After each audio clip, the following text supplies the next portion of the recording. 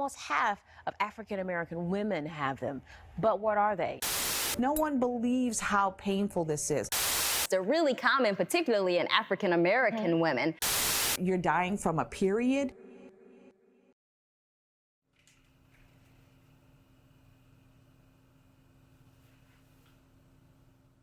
My name is Quay, and I'm from Brooklyn, born and raised. I couldn't leave the hospital until I got a blood transfusion, and I was just like, okay, cool, just give me the blood and I'm leaving. And my doctor told me, no, you're not going anywhere. It's a really special film and a really important film. The way that it opens immediately caught my eye. It's visually very arresting, very inviting, and a lot of images of natural landscapes, kind of swampy landscapes or trees or birds. And it pulled me in, and it created this sense of evoking the past, this sense of going into memory. And then slowly, as the film unfolded, I discovered, oh, this is about uterine fibroids and the way that it's a particular health issue that disproportionately affects African American women. Black women are disproportionately affected by this particular health issue. And but it didn't hammer you over the head with that to start. The way that it started was inviting you into individual people's stories, and I think it was a very effective mechanism for emphasizing a sense of empathy for the people who are going through this experience. It made it very personal. It wasn't sterile. It wasn't overly medicalized. It was like, here, let's talk about these people's stories and what they as human beings are going through. And I think that also, because part of the problem is inequity in the medical field, that Black people, people of color, are disproportionately affected by a variety of illnesses because the way that institutionalized racism surfaces in healthcare. So this film, I thought, was very, it gave a lot of really interesting facts at the same time as integrating that with very personal stories, and the visual landscape that it created was evocative and poetic and very, very personal. I thought this was a really well-constructed documentary. Did a great job at presenting some real personal stories, and then sort of combining that with the overarching systemic problem. Does a great job at putting it all together. It's edited well in interesting ways. Even just some of the simple things, like some of the B-roll, just really, really well thought out and constructed, and it shines really well here.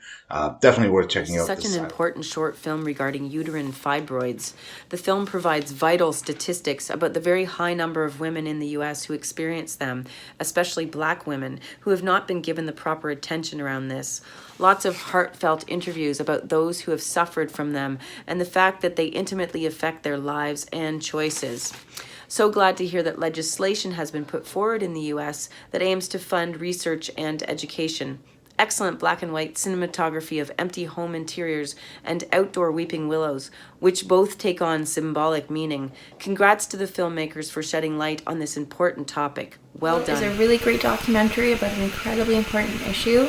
It has fantastic storytelling, really great interviews, and a really compelling dive into the science and social impact of identity and health and science and research, and I think it's really cool and a must-watch for lots of people to raise awareness.